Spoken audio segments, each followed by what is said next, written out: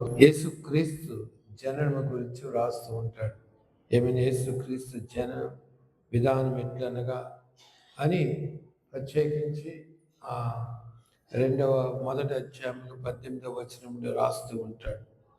మరి అంతేకాకుండా ఇక్కడ మరియ ఆమె భర్త అయిన యోసేపు నీతిమంతుడై ఉంది అని అతన్ని ఒక నీతిమంతునిగా వర్ణిస్తూ ఉంటాడు. నీతిమంతుడు ఎవరన్నా కలరా అంటే జకరియా, ఎలిజబెత్ దేవుని సన్నిధిలో నీతిమంతులుగా తీర్చిదిద్దబడిన బిడ్డలు. అలాగే యోసేపు నీతిమంతుడు. నీతిమంతుడని ఎందుకు అంటున్నాడంటే ఆమెను అవమానపరచనులుగా రహస్యంగా ఆమెను విడనాడ ఉద్దేశించినాడు. అవమానపరచడం అనేది మరి మంచిది కాదు. ఇతరులను అవమానపరచడము, అవమానపరిచే మాటలు అనడము, మరి మనము అది చాలా జాగ్రత్తగా ఉండాలి. ఎవరిని అవమానపరచడానికి, 10 మంది మధ్యన వారిని దూషించడానికి అది దేవునికి ఇష్టము కాదు. మన జీవితంలో దేవునికి ఇష్టమైన మాటలు, దేవునికి ఇష్టమైన విధానాన్ని పెంపొందించుకోవాలి. మన జీవిత విధానమే దేవునికి ఇష్టమైన రీతిగా మనం జీవించడానికి ప్రయత్నించినప్పుడు పరిశుద్ధాత్మ దేవుడు మనకు సహాయం చేస్తాడు. పరిశుద్ధాత్మ దేవుడు సహాయం చేయడంలో చాలా మనం నీతిమంతులుగా జీవించాలని కోరిక మనలో ఉన్నప్పుడు, దేవునికి లోబడి జీవించాలనే ఆశ మనలో ఉన్నప్పుడు, దేవుని చిత్తం మన జీవితంలో జరగాలని మనము ఉద్దేశించి జీవించినప్పుడు మనలను పరిశుద్ధాత్మ దేవుడు దేవునికి ఇష్టలుగా ప్రవర్తించడానికి, దేవుని దృష్టిలో నీతిమంతులుగా జీవించడానికి పరిశుద్ధాత్మ దేవుడే సహాయం చేస్తాడు. పరిశుద్ధాత్మ దేవుడు మనలను యేసుక్రీస్తు నామమున నీతిమంతులుగా తీర్చకపోయినా మనము నీతిమంతులకు కాలేము. అది ఆయన కృప. ఆయన కృప తప్ప వేరొకటి కాదు. మన జీవితంలో అది మరిచిపోకూడదు. దేవుడు కృప కలిగిన వాడు. ఆయన కృప కలిగిన వాడు కనుక ఆయన కృపలో మొదటిది మనలను ఆశీర్వదించబడిన బిడ్డలుగా ఈ లోకంలో నడిపించడం. దేవుని కృప ద్వారా బ్రతికేవారుగా దేవుడు మనల్ని నడిపించాలని ఎంతో ఆశిస్తున్నాడు. ఆయన కృపను బట్టి అనగా ఉచితమైన సహాయమును బట్టి ఆయన మన నీతిమంతులుగా జీవించేవారుగా చేయాలని కోరుకుంటున్నాడు. మరి యోసేపులు వారు బెత్లెహేముకు వెళ్ళి ఉన్నారు.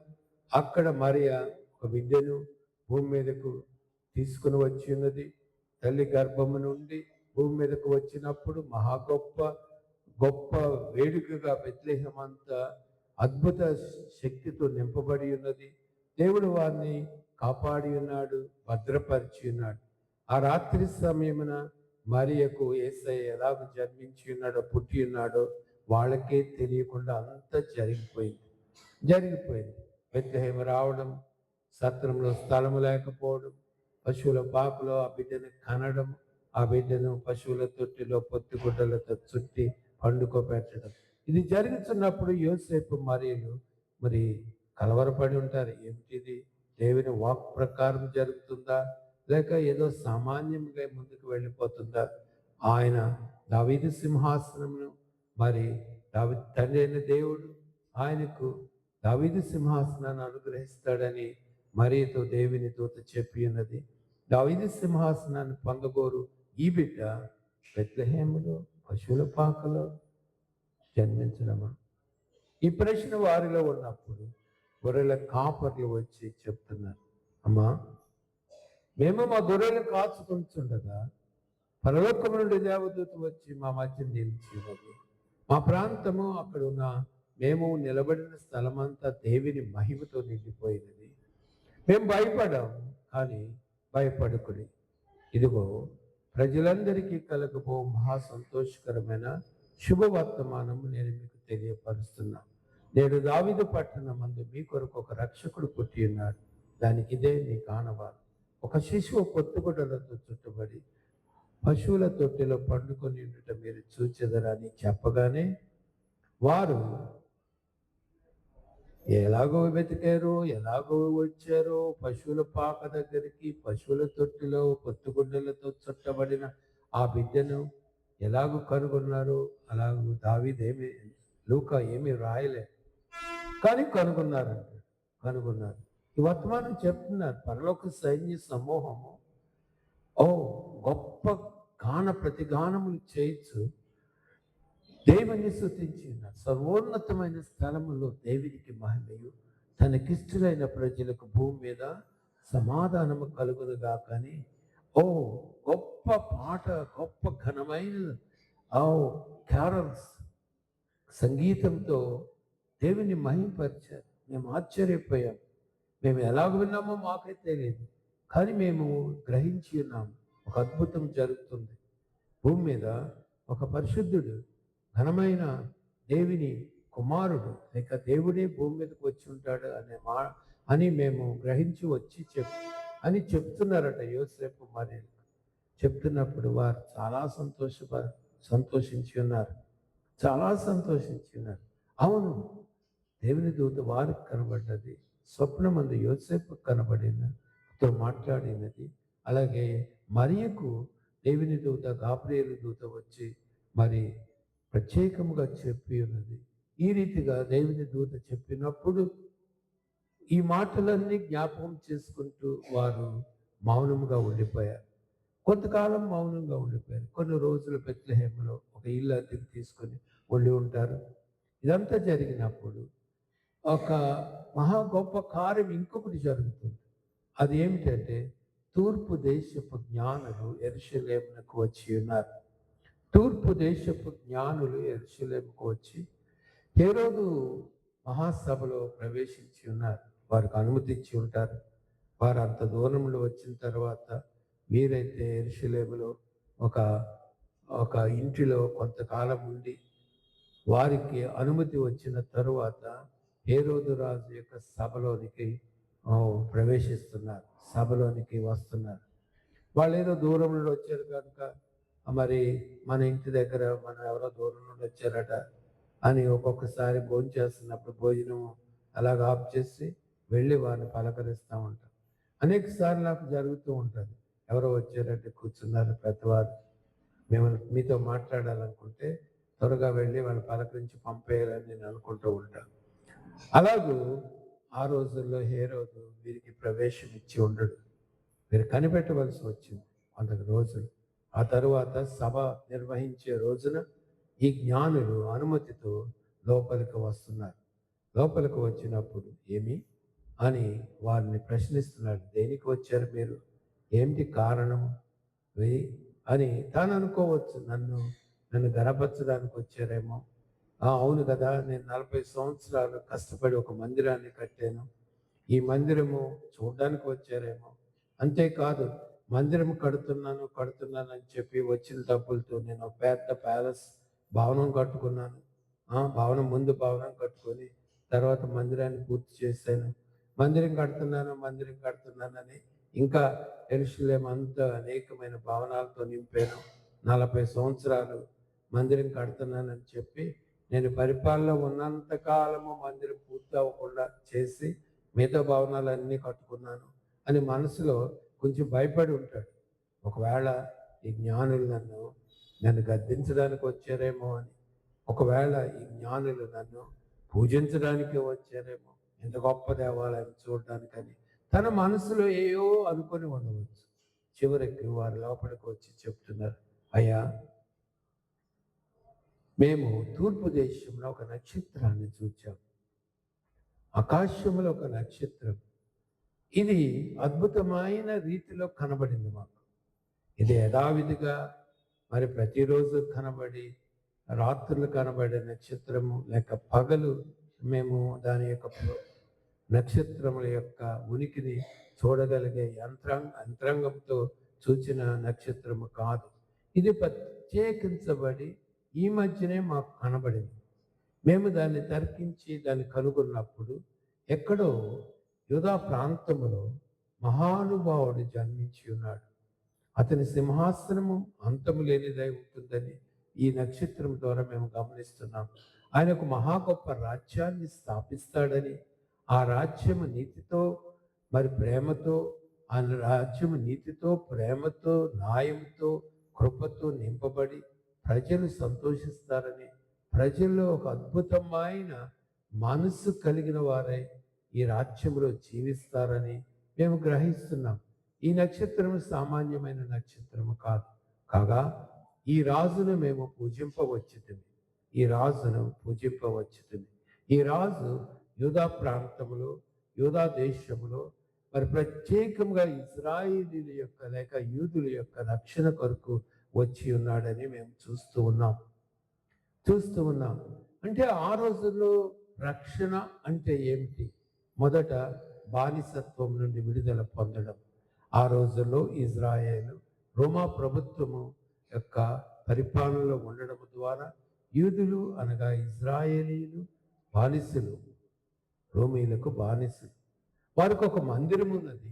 యెరూషలేము మందిరములో ఉన్న పూజా కార్యములన్నీ, యాజక ధర్మమంతయు చేసుకోవడానికి రోమీలు వారికి అనుమతి ఇచ్చి ఉన్నారు.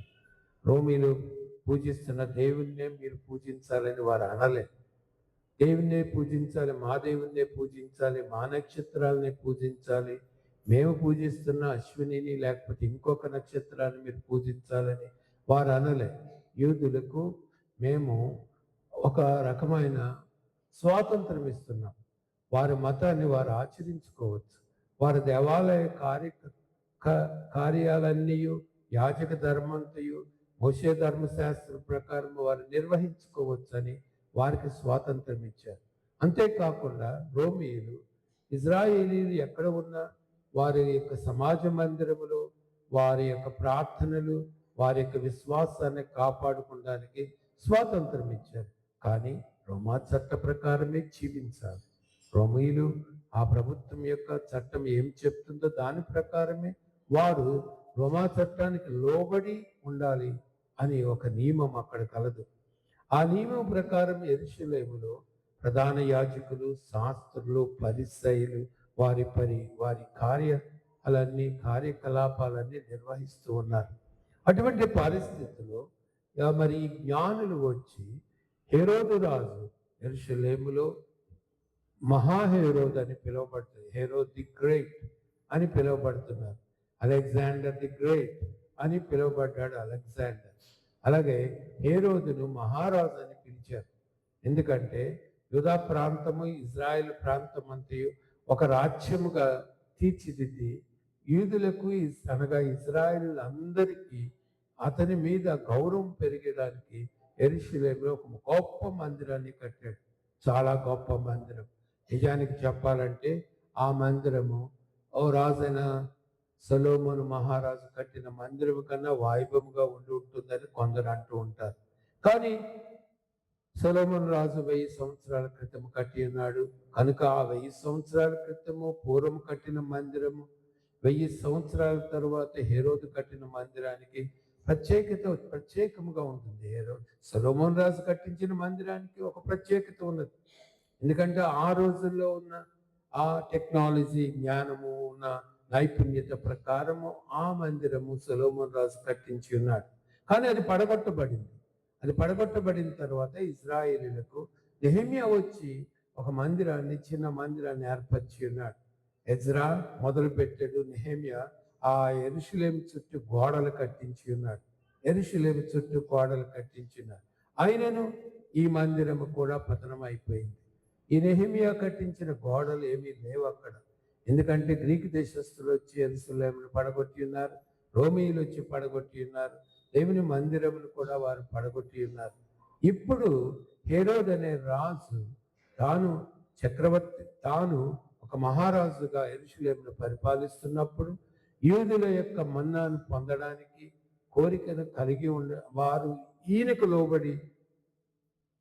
లోబడి వ్యతిరేక స్వభావం లేకుండా లోబడి దేశంలో జీవించడానికి వారికి అనుగుణ్యముగా గొప్ప పెద్ద మందిరాన్ని కట్టాడు.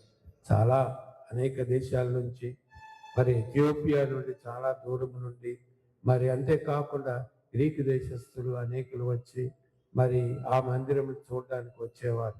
అలాగూ ఈ తూర్పు దేశపు జ్ఞానులు కూడా ఆ మందిరాన్ని చూడడానికి వచ్చారేమని హెరోదు అనుకోవచ్చు. కానీ ఈ జ్ఞానులు ప్రత్యేకముగా ఈ నక్షత్రము ద్వారా యెరూషలేము దాకా వచ్చి యెరూషలేములో ఉన్న హేరోదును పరామర్శించి హేరోదును అడిగి ఇజ్రాయేలుకు రాజుగా పుట్టినవాడు ఎక్కడ ఉన్నాడని అడగడానికి ఈ సభలోనికి వచ్చారు. అదంతా ఒక పద్ధతిలో జరుగుతుంది. మరి హేరోదు మహారాజు సభలో ఈ జ్ఞానులు వచ్చి ఉన్నారంటే తూర్పు దేశం నుండి వచ్చిన ఈ పెద్ద జ్ఞానుల గురించి అక్కడ మరి వారి యొక్క రికార్డ్స్లో, వారి యొక్క గ్రంథాల్లో రాయబడి ఉంటుంది. ఆనాడు హేరోదు పరిపాలన చేస్తున్నప్పుడు మహామందిరం కట్టబడింది. మరి అనేకులు ఆ మందిరాన్ని చూడడానికి వచ్చినప్పుడు హేరోదుకు అనేకమైన కానుకలు ఇచ్చేవారు. అంతేకాకుండా తూర్పు దేశం నుండి జ్ఞానులు కూడా వచ్చి ఉన్నారని ఆ దేశంలో ఆ దేశ పద్ధతి ప్రకారము, రాజ్య మర్యాద ప్రకారము వారి పుస్తకాల్లో, గ్రంథాల్లో రాయబడి ఉంటుంది. ఇప్పుడు హేరోదు అడుగుతున్నాడు, ఏమిటి మీరు వచ్చిన కారణం ఏమిటంటే, అయ్యా మేము ఒక ప్రత్యేకమైన నక్షత్రాన్ని చూచాము. ఆ నక్షత్రం మమ్మల్ని ఇంతవరకు నడిపించినది. యెరూషలేములో యూదులకు రాజుగా ఒకడు జన్మించి ఉంటాడని ఆయనను మేము పూజింపవచ్చితమని చెప్పినప్పుడు హేరోదు కలవరపడ్డాడట. భయపడి ఉన్నాడు. అంతేకాదు హేరోదుతో ఉన్న పెద్దలందరూ, ఆ సభలో ఉన్న వారందరూ కలవరపడ్డాడు. హేరోదు ఉండగా ఇంకొక రాజు హేరోదు కుటుంబంలో కాకుండా వేరే కుటుంబంలో జన్మించడం ఏంటి? మనకు తెలియదే.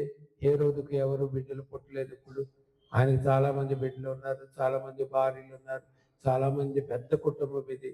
ఈయన చాలా మందిని చంపి ఉన్నాడు, చాలా మందికి వ్యతిరేకముగా మరి జీవించి ఉన్నాడు, ఎవరిని ప్రేమతో ఆదరించిన వ్యక్తి కాదు అన్న మనసు కలిగిన పెద్దలందరూ కలవరపడ్డారు. వీళ్ళు ఏంటి చెప్తున్నారు? చెప్పడం వీళ్ళకి ఏంటి? డైరెక్ట్గా చెప్పేస్తున్నారు. అయ్యా మీకు ఎవరన్నా బిడ్డ పుట్టాడా? మీకు ఎవరన్నా ఈ ప్రాంతంలో తెలుసా? అది ఇదేనేం అడగకుండా మేము యూదులకు రాజుగా పుట్టిన వాడిని పూజింపవచ్చితిమి. ఈ నక్షత్రము ద్వారా మేము కనుగొన్న గొప్ప మర్మము, రహస్యం ఏమిటంటే, యూదా ప్రాంతంలో గొప్ప రాజు జన్మించి ఉన్నాడు. ఆయన యూదులకు రాజుగా జన్మించి ఉన్నాడు. ఆయన మహానుభావుడు. ఆయన రాజ్యం అంతము లేనిదై ఉంటుంది.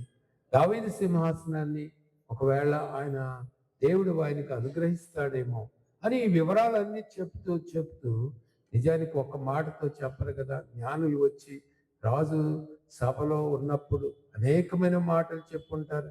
ముందు హేరోదును ఘనపరిచి ఉంటారు, పొగిడి ఉంటారు. ఆ తర్వాత ఆయన రాజ్యమును పొగిడి ఉంటారు. ఆ తర్వాత ఆయన కట్టిన భవనాలను, మందిరాలను పొగిడి ఉంటారు. ఇవన్నీ అయిన తర్వాత మేము యూదులకు రాజుగా పుట్టిన వాడిని పూజింపవచ్చితిమి.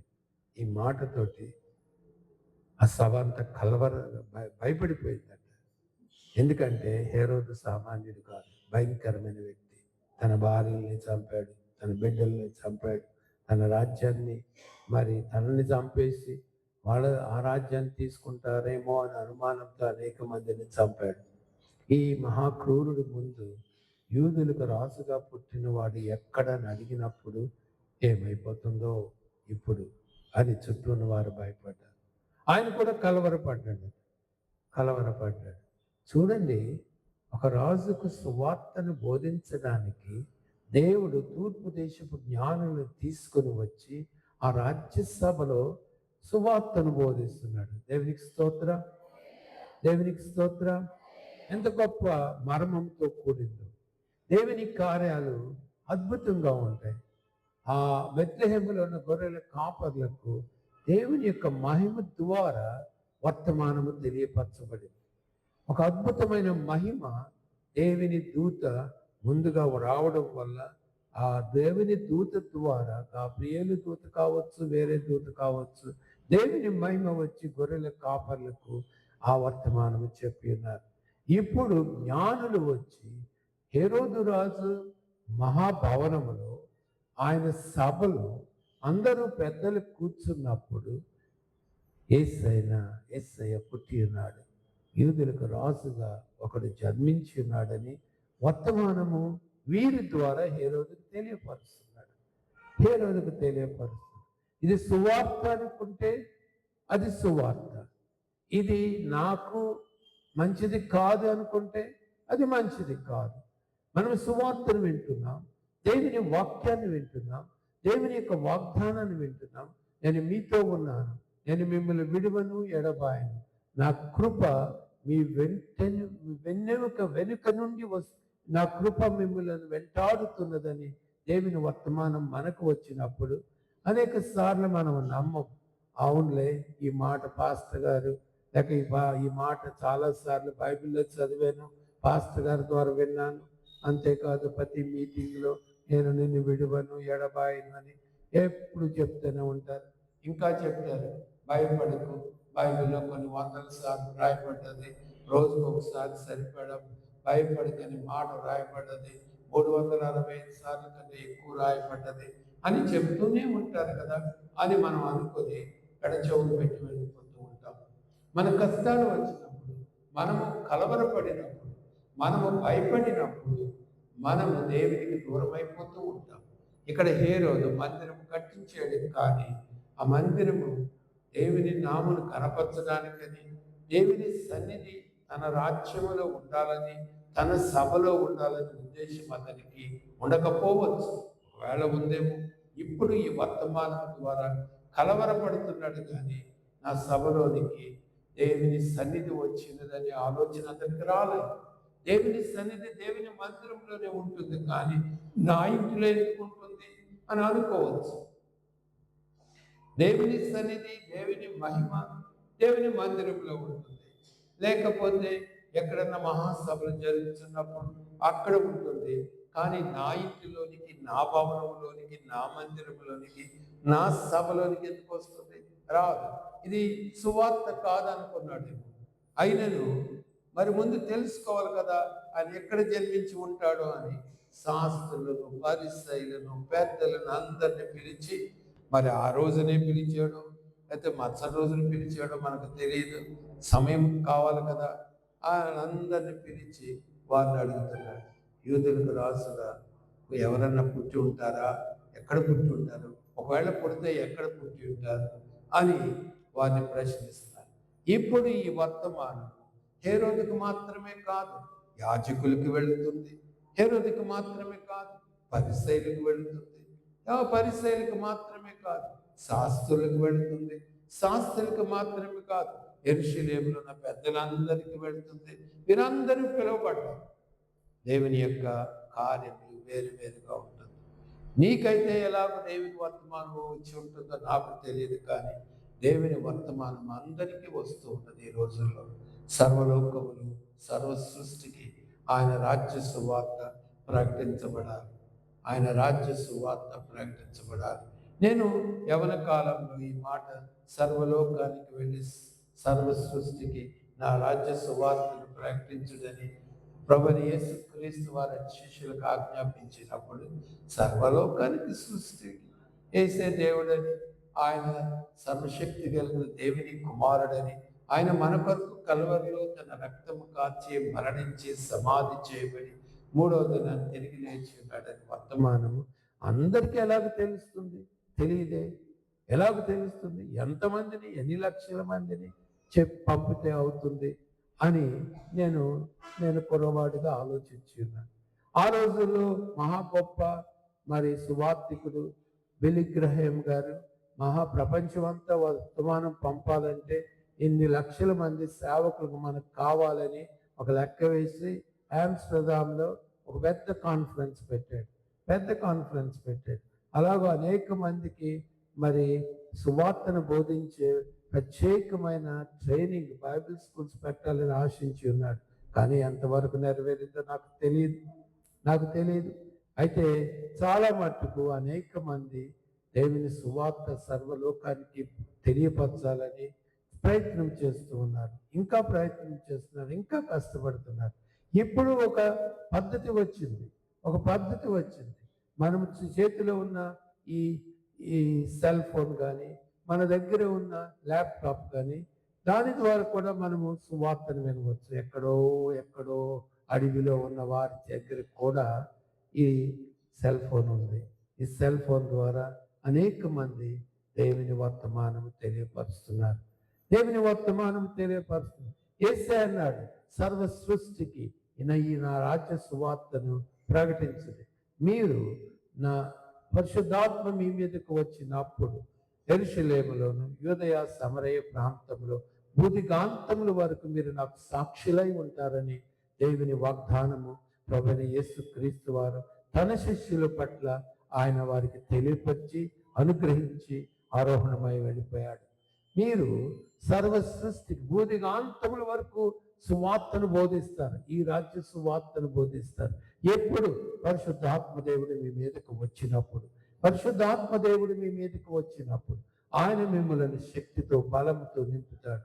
అంతేకాదు యెరూషలేములోను యూదయ సమరయ ప్రాంతములోను, అంతేకాదు భూదిగాంతముల వరకు మీరు నాకు సాక్షులై ఉంటారని దేవుని యొక్క వాగ్దానము ప్రభువైన యేసుక్రీస్తు వారు పునరుద్ధానుడై లేచి వారికి కనబడి తను తాను సజీవునిగా కనపరుచుకున్న తర్వాత తన శిష్యులకు అనుగ్రహించిన ఈ గొప్ప వాగ్దానం.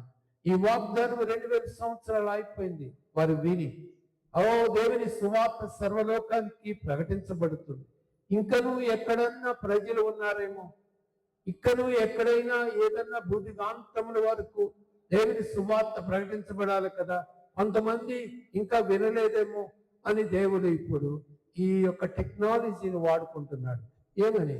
సెల్ ఫోన్ ద్వారా సర్వ సృష్టికి యేసే లోక రక్షకుడని సువార్త ప్రకటించబడుతుంది.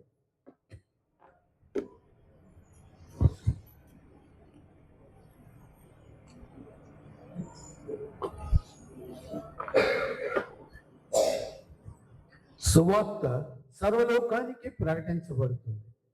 సర్వలోకానికి సువార్త ప్రకటించబడుతుంది. ఎవరు ఆపలేరు. ఎందుకంటే సమస్తమాని స్వాధీనంలో ఉన్నది.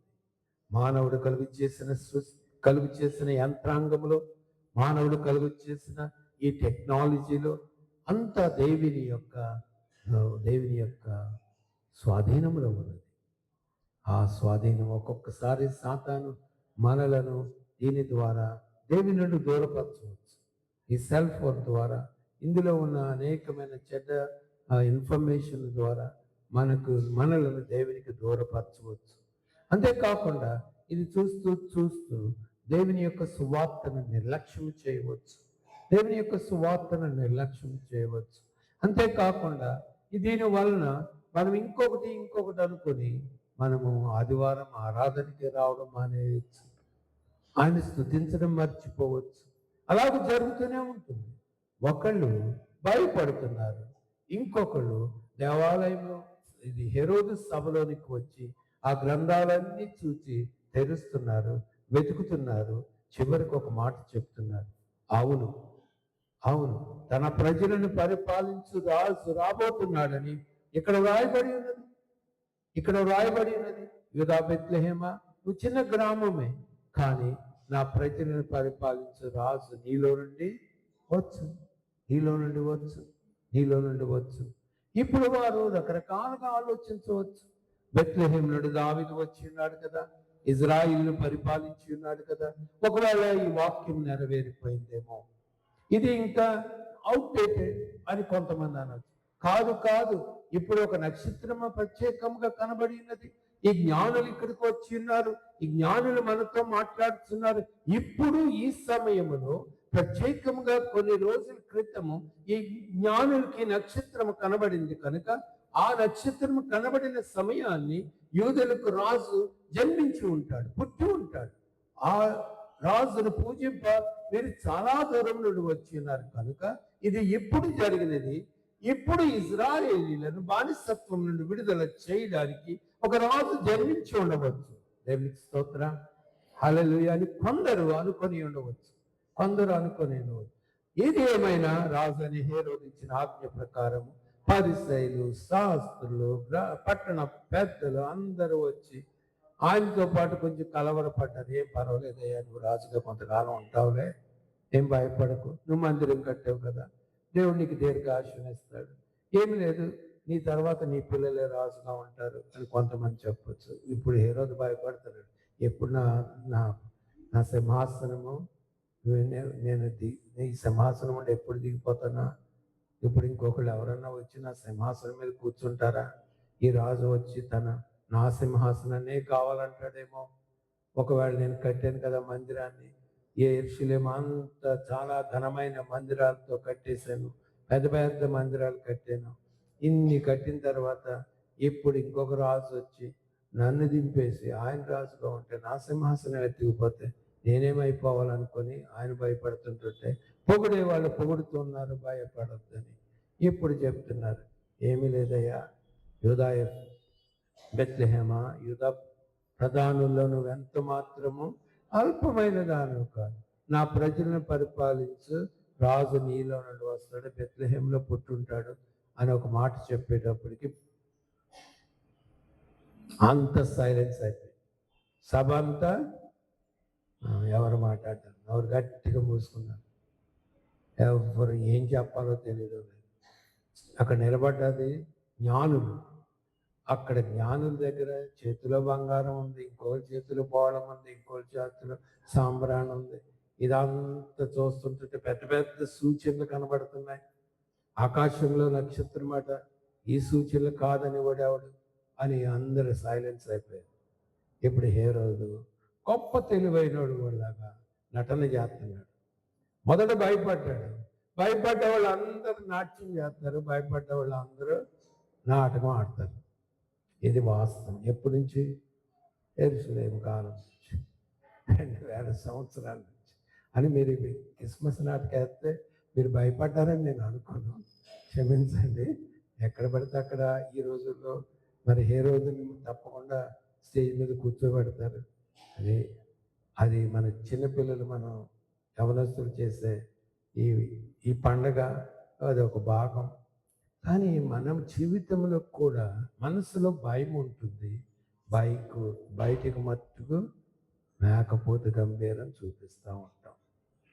ఇంకా ఎక్కువ ఎప్పుడు లేని గంభీరం చూపించాడంటే ఆయనలో కొంచెం భయం ఉన్నట్టే లెక్క. మనసులో ఒకటి, బయటికి ఇంకొకటి. ఏ రోజు జీవితం ఇక్కడ ఉన్న వారిలో కూడా, మనలో కూడా, నాలో కూడా రకరకాలైన జీవితాలు ఉంటుంది. మన మనసులో ఒక జీవితము, మన బాహ్య జీవితం వేరై ఉండవచ్చు. మన మాటలు ఒకటిగా ఉండవచ్చు, మన ప్రవర్తన ఇంకొకలాగా ఉండవచ్చు. ఈ క్రూరత్వం, భయంకరమైన క్రూరత్వము క్రియల వలనే కాకుండా మాటల ద్వారా కూడా ఉంటుంది. అవమానపరచకూడదు, అంతేకాకుండా భయముతో ఏదో భయం లేదన్నట్టు ప్రవర్తించకూడదు. దేవుని దగ్గర మన భయంను చెప్పుకుంటే ఎంతైనా మంచిదే. అది మన జీవితానికి జీవమునిస్తుంది, మన ఎముకలకు సత్తువునిస్తుంది, బలమునిస్తుంది. దేవుని దగ్గరకు వచ్చినప్పుడు, దేవుని దగ్గర ప్రార్థించినప్పుడు మన జీవితము ఆదరించబడుతుంది. హేరోదు అలాగూ చేయకుండా మాట్లాడుతున్నాడయ్యా, జ్ఞానులారా ఒక చిన్న మాట, ఏమీ లేదు, మీరు ఆయన కనుగొండి, యూదుల రాజుగా పుట్టిన వాడిని కనుగొండి. తెలుసుకున్న తర్వాత మీ బంగారము, బోళము, సాంబ్రాన్ని ఆయనకి ఇచ్చేయండి, నాకేమీ అవసరం లేదు, అది చాలా ఉన్నాయి, సరిపోతుంది నాకు. ఏమన్నా కొంచెం దయతో కొంచెం మిగిలితే నాకు కూడా తీసుకొచ్చి ఇవ్వండి, తప్పేం లేదు, కొంచెం మిగిల్చండి కూడా అని ఇంకో రీతిగా చెప్పుండొచ్చు. అది చెప్పిన తర్వాత ఆయనకి ఇచ్చిన తర్వాత మళ్ళీ నా దగ్గరికి రండి, అప్పుడు నేను మళ్ళీ ఒక పెద్ద పండగ చేస్తాను ఇక్కడ. అంతేకాదు, నేను కూడా బెత్లెహేం వెళ్ళి ఆయన పూజించి తిరిగి వచ్చి ఆ రాజు పుట్టినందుకు ఒక పెద్ద పండగ చేద్దాం మనము, మీరు వెళ్ళి రండి అని మంచిగా చక్కగా చెప్పాడు. కానీ హృదయంలో ఏముంది? భయం. ఆ భయం ద్వారా తన సింహాసనము పోతుందేమో అని అనుకున్నాడు. కానీ యేసయ్య లోకానికి వచ్చినప్పుడు ఎవరి సింహాసనాన్ని కోరి రాలేదు. యేసయ్య లోకానికి వచ్చినప్పుడు నిన్ను బానిసనుగా చేయడానికి రాలేదు, నిన్ను స్వతంత్రునిగా చేయడానికి వచ్చాడు. యేసయ్యకు ఈ హేరోదు సింహాసనం కాదు అసలైన సింహాసనం. నిన్ను రక్షించడానికి వచ్చి నిన్ను విడుదల చేయడానికి వచ్చిన యేసయ్య సింహాసనము కల్వరి కొండ, కల్వరి సిలువ. మనము రకరకాలుగా ఆలోచిస్తూ ఉంటాం యేసయ్యని గురించి. ఆయన వస్తే నేను యేసయ్యని నమ్ముకుంటే నా కులం ఏమంటుంది, నేను యేసయ్యను నమ్ముకుంటే నా మతం ఏమంటుంది, నేను యేసయ్యను నమ్ముకుంటే నన్ను వెలివేస్తారు, నా యొక్క ఆస్తి నా యొక్క ధనమంతా పోతుంది అని భయం కలిగిన వారు కొంతమంది ఉండవచ్చు. ఈ భయం యేసయ్య దగ్గర అవసరం లేదు. యేసయ్య వచ్చినప్పుడు ఆయన నీ సింహాసనాన్ని తీసుకోడు, నీ గౌరవాన్ని తీసివేయడు, నీ ఆస్తిని తీసివేయడు. ఆయన నీకు ఇంకను ఇవ్వడానికి ఈ లోకములో జీవితముతో పాటు, ఈ లోకములో నీకు సమృద్ధైన జీవితం ఇవ్వడంతో పాటు ఒక ఆత్మీయమైన రక్షణ నీకు ఇవ్వడానికి, నేను స్వాతంత్రంగా చేయడానికి ఆయన కల్వరి కొండ మీదకు నీ పాప భారమును మోసుకొంచు తను సిలువను ఎత్తుకొని ఆ కల్వరి కొండ మీద సిలువలో వేలాడి, అది ఆయన సింహాసనం, అది ఆయన గొప్పతనం, అది ఆయన ప్రేమ, అది ఆయన యొక్క కృప. మానవులను రక్షించడానికి వచ్చిన యేసయ్య ఏదో ఒక ఎవరి సింహాసనం తీసుకుని లోకమంతా జయించడానికి రాలేదు. ఒకరి సింహాసనం గురించి ఆయన రాలేదు. మానవుల కొరకు మరణించడానికి, సమాధి చేయబడడానికి, మూడవ దినాన్ని పునరుద్ధానుడై లేచి మరణమును జయించి మనలను మరణము నుండి స్వాతంత్రులుగా చేసి నిత్యము జీవించు వారిగా చేయడానికి వచ్చిన యేసయ్య సింహాసనము ఈ కల్వరి కొండ మీద ఉన్న సిలువ. ఎవరికి అర్థమవుతుంది? అది తెలుసుకోవడానికి ఎన్నో రోజులు నీకు సువార్త వచ్చినా అనేక సార్లు చెప్పినా అది పరిశుద్ధాత్మ దేవుడు నీ మీద కృప చూపినప్పుడే, పరిశుద్ధాత్మ దేవుడు నీ మీద కృప చూపినప్పుడే. జ్ఞానుల పట్ల ఆయన కృప చూపినాడు, గొర్రెల కాపర్ల పట్ల ఆయన కృప చూపినాడు, నీతిమంతుడైన యోసేపు పట్ల ఆయన కృప చూపినాడు, మరియ పట్ల ఆయన కృప చూపినాడు. దానికి ముందుగా జకర్య, ఎలిజబెత్తులను నీతిమంతులుగా తీర్చి వారికి మహా గొప్ప దర్శనం ఇచ్చి వారి పట్ల కృప చూపినాడు. ఆయన నీ పట్ల కృప చూపాలంటే మనకు కూడా దీన మనసు కావాలి. సాత్వికులు ధన్యులు, వారు భూలోకములు స్వతంత్రించుకుంటారు. నీతిమంతులుగా నువ్వు తీర్చబడాలంటే దేవుని దగ్గర సమాధానం కోరిన వ్యక్తిగా నువ్వు మారాలి. దేవుడు ఉన్నాడని నమ్మాలి. దేవుడు ఉన్నాడని నమ్మి దేవుడే ఉంటే నిన్ను కలుగు చేసిన వాడు దేవుడని నీ మనసులో నేను తెలుసుకోవాలి.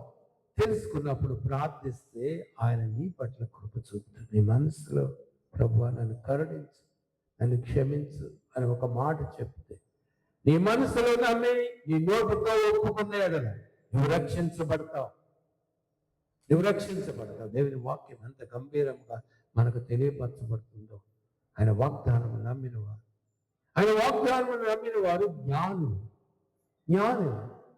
వీరు ఇక్కడే యూదులకు రాజుగా పుట్టినవాడు ఇక్కడ లేడా అని బెత్లెహేంలో ఉంటాడా?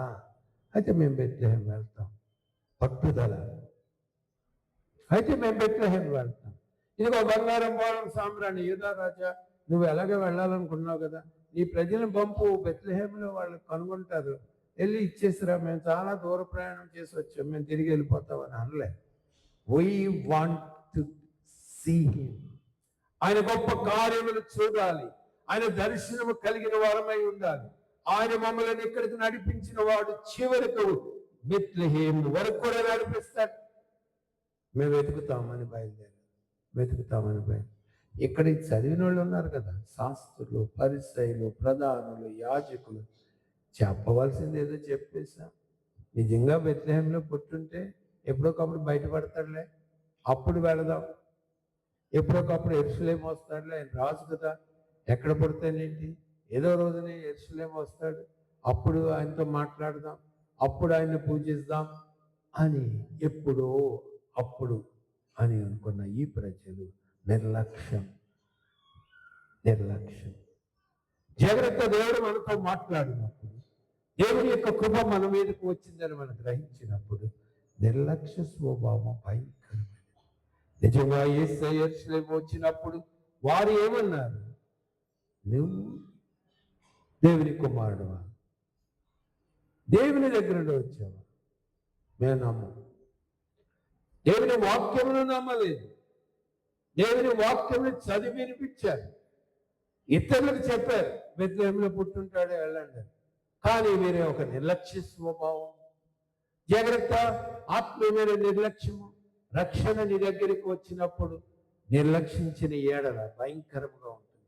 వీరు ఇప్పుడు యేసయ్య యెరూషలేముకు వచ్చినప్పుడు వారి కేకలు భయంకరంగా ఉన్నది. సిలువ వేయడి, సిలువ వేయడని కేకలు వేశారు. నిర్లక్ష్యం కూడా పాపంతో సమానమే.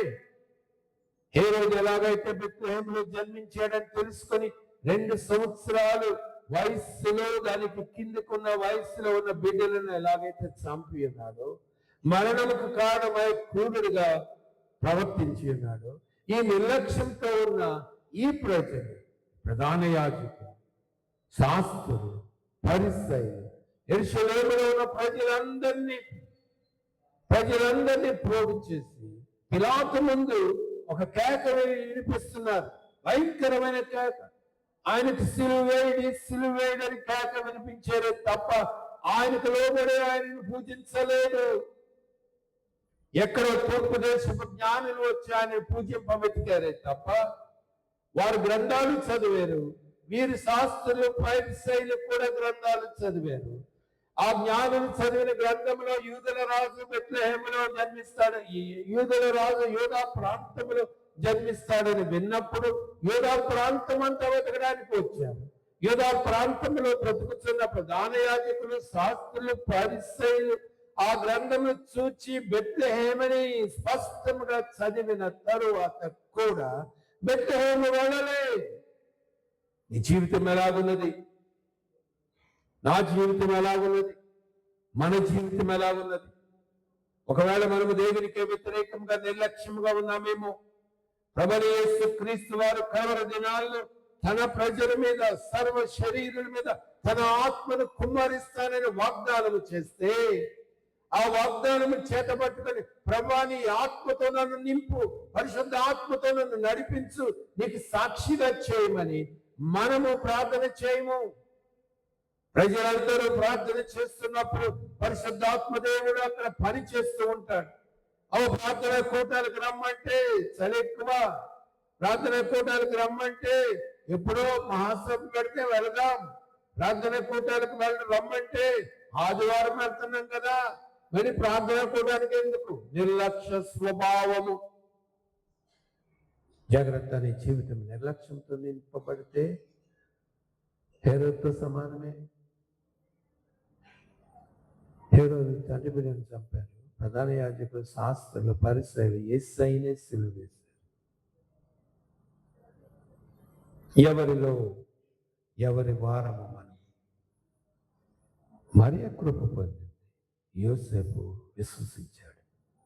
గొర్రెల కాపర్లు వెతుకుతూ వెళ్ళారు. జ్ఞానులు పట్టు విడువక దూర ప్రాంతం నుండి నక్షత్రము వారిని నడిపించుకోవాలి. వారి పట్టుదలని చూచి నక్షత్రం అక్కడ ఆగిపోయిందంట. యెరూషలేములో నక్షత్రం యెరూషలేములో ఆగిపోయి, వారి పట్టుదల చూచి నక్షత్రము యెరూషలేములో ఆగిపోయి, మరలా బయటకు వచ్చిన తర్వాత వారు బెత్లెహేం వైపు వెళుతున్నప్పుడు ఆ నక్షత్రం వారికి కనబడి యేసయ్య ఉన్న చోట వరకు వచ్చి అక్కడ నిలిచి ఉంటేను వాడి గ్రేట్ విశ్వాసము, పట్టుదల, వెతికే వారికి ఉన్న గొప్ప భాగ్యం. విశ్వాసము, పట్టుదలతో యేసయ్యను వెతికే వారికి ఉన్న గొప్ప భాగ్యం. వారు యేసయ్యను కనుగొన్నారు, ఆనందభరితులయ్యారు. Something is special in their heart. God is moving in them. అంతేకాదు, వారు బంగారము, సాంబ్రాణి, బోళం అర్పించిన తర్వాత దేవుడు మరలా చెప్తున్నాడు, స్వప్నమందు వారికి దేవుని దూత ద్వారా బయలుపరచబడ్డారు. ఏమని? మీరు వేరే మార్గాన్ని వెళ్ళిపోండి. హేరోదు మనసు బావలే, మీకు చెప్పిన మాట వాడు నెరవేర్చదు, క్రూరుడు, మిమ్మల్ని కూడా చంపేయచ్చు, అందుకని వేరే మార్గాన్ని వెళ్ళిపోండి.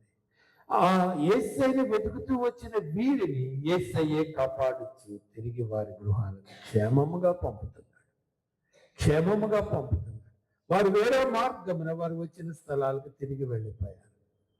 ఓ ప్రియ సహోదరుడా, సహోదరి, క్రిస్మస్ అని మనం ఎంతో ఆశపడుతున్నాం, సంతోషిస్తున్నాం, ఆనందిస్తున్నాం. నువ్వు నమ్మేవా ఏ సర్వశక్తి గల దేవుడు ఒక నరుడుగా లోకానికి వచ్చి ఉన్నాడని, ఆయన నీతో మాట్లాడాలని, నిన్ను వెతుకుతూ వస్తున్నాడని నువ్వు నమ్మేవా? ఆయన నిన్ను కనుగొవాలని వచ్చాడని నువ్వు గ్రహించావా? ఆయన నిన్ను రక్షించడానికి ఆయన సిలువలో వేలాడి నీ పాప భారములు భరించి ఉన్నాడని నమ్మేవా? నమ్మితే నమ్మువానికి సమస్తము సాధ్యమే. నమ్మువానికి సమస్తము సాధ్యం. హేరోదు సభలో భయము నిండింది. ఆయన వెతుకువారి హృదయంలో సంతోషంతో బలపడ్డారు. అంతేకాదు మరియ యోసేపులు ఏమిటి, ఈ బెత్లెహేములో ఎన్ని రోజులు ఉండాలి, ఈ బెత్లెహేములో ఎన్ని రోజులు ఉండాలి, ఎక్కడికి వెళ్దామన్నా పైసలు లేవు, డబ్బులు లేవు, ఎక్కడికి వెళ్తాం, ఎంతకాలం ఈ బెత్లెహేములో ఉండాలి, వీలైతే నాజరేతు వెళ్ళిపోదాం, యోసేపు అక్కడ పని చేసుకుంటాడు, ఈ బిడ్డను నేను పెంచుతాను అన్నప్పుడు ఈ కలవరి, ఈ వీళ్ళ హృదయం కూడా భవిష్యత్తు ఏమిటి అని అడుగుతున్నప్పుడు, ప్రశ్నిస్తున్నప్పుడు, ఏదాగో ముందుకు వెళ్ళాలని వాళ్ళకి తెలియనప్పుడు కొంతమంది జ్ఞానులు వచ్చి వారి ఇంటి ముందు నిలబడితే వాళ్ళకి అర్థం కావడం లేదు. ఎందుకు వచ్చారు వీళ్ళు? వీళ్ళకి ఇప్పుడు భోజనాలు పెట్టాలా? ఎందుకు వచ్చారు వీళ్ళు? వాళ్ళు ఒంటెలతో వచ్చారో, మరి గుర్రాల మీద వచ్చారో బైబిల్లో రాయబడలేదు, కానీ మనం ఒంట్లు అనుకుంటాం. ఓకే, ఆ ఒంట్లకి నీళ్ళు వేయాలంటే ఎంత నీరు తాగుతాయో, గడ్డి వేయాలంటే ఎంత గడ్డి ఎక్కడి నుంచి వస్తుంది? ఇప్పుడు ఏం చేయాలి అని యోసేపు కలవరపడిపోతాడు. అక్కడ హేరోదు కలవరపడ్డాడు, ఇక్కడ యోసేపు కలవరపడ్డాడు. కానీ వాళ్ళు ముందుకు వచ్చి, ఇంటిలోనికి వచ్చి వారి కానుకలు ఆయనకి సమర్పిస్తుంటుంటే ఎప్పుడు చూడనంత బంగారము, ఎప్పుడు చూడనంత బోళము, ఎప్పుడు చూడనంత సాంబ్రాణి ఈ మహా గొప్ప చంటి బిడ్డకు వారు సమర్పిస్తుంటుంటే వారి అక్కలు తీరినవి, వారి అవసరాలకు సరిపడా నిధులను దేవుడు వారికి ఇచ్చాడు. ఇవన్నీ వచ్చిన తర్వాత యేసేపు అనుకున్నాడు, ఇల్లు కడదాం, ఇక్కడ ఒక వద్ద ఇల్లు కడదాం, బెత్లెహేం బాగానే ఉంది, దావీదు పట్టణం కదా, పోనీ ఇక్కడే రాజ్యాన్ని స్థాపిస్తామని యోసేపు అనుకున్నాడు. రాత్రి అన్నాడు, జాగ్రత్త సుమా, ఈ రాత్రి తెల్లవారితే హేరోదు తన సైన్యాన్ని పంపుతాడు నీ బిడ్డను చంపడానికి, నీవు ఇప్పుడే ఐగుప్తు దేశానికి వెళ్ళిపో, దేవునికి స్తోత్రం, దాగుచ్చు నా యేసే, ఆయనే నన్ను కాపాడువాడు, కునికడు నిద్రపోడు, ఇజ్రాయేల్ను కాపాడువాడు, కునికడు నిద్రపోడు. యోసేపు నిద్రపోవచ్చు, కానీ నిన్ను కాపాడువాడు కునికడు నిద్రపోడు. ఆయనే భూమిని ఆకాశము కలుగు చేసిన ఏకైక దేవుడు, ఆయన తప్ప వేరొక దేవుడు లేడు.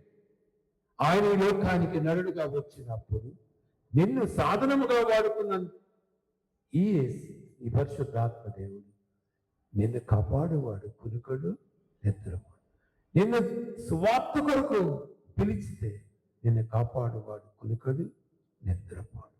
నేను ఒక ప్రాంతానికి వెళ్ళి అక్కడ నా ప్రజలకు నా రాజ్య సువార్తను బోధించమని నిన్ను పంపితే నిన్ను కాపాడువాడు, కునుకడు నిద్రపోడు.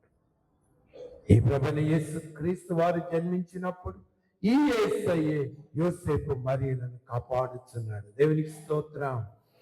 ఆయనైతే సిలువలోనికి ప్రయాణమై వెళ్ళిపోతున్నాడు, కానీ వీరిని మరియను కూడా విడువలేదు, ఆయన కాపాడుచున్నాడు. నీ జీవితం యేసయ్యకి సమర్పించుకో, ఎలాగైతే జ్ఞానులు సమర్పించుకున్నారు. నీ జీవితాన్ని యేసయ్యకి సమర్పించు, ఎలాగైతే గొర్రెల కాపర్లు సమర్పించుకున్నారు. నీ జీవితాన్ని యేసయ్యకి సమర్పించుకో, ఎలాగైతే యోసేపు తన కర్తవ్యాన్ని సమర్పణతో పట్టుదలతో నిర్వహించి ఉన్నాడో అలాగూ నెరవేర్చి ఉన్నాడో అలాగూ నీ యొక్క జీవితాన్ని యేసయ్యకు సమర్పించుకో. ఏది ఏమైనా సరే నీ దేవుని చిత్తం, ప్రభువు చిత్తము నా పట్ల నెరవేరును కాక, నీ మాట ప్రకారమే నాకు నెరవేరును కాక మరి దేవునికి సమర్పించుకుందాం. అలాగ సమర్పించుకో.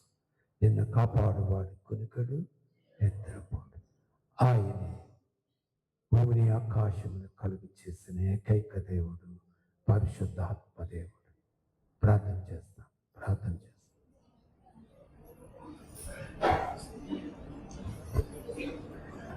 చేసుకుందాం. అందరి తల వంచి కన్నులు మూసుకుందాం.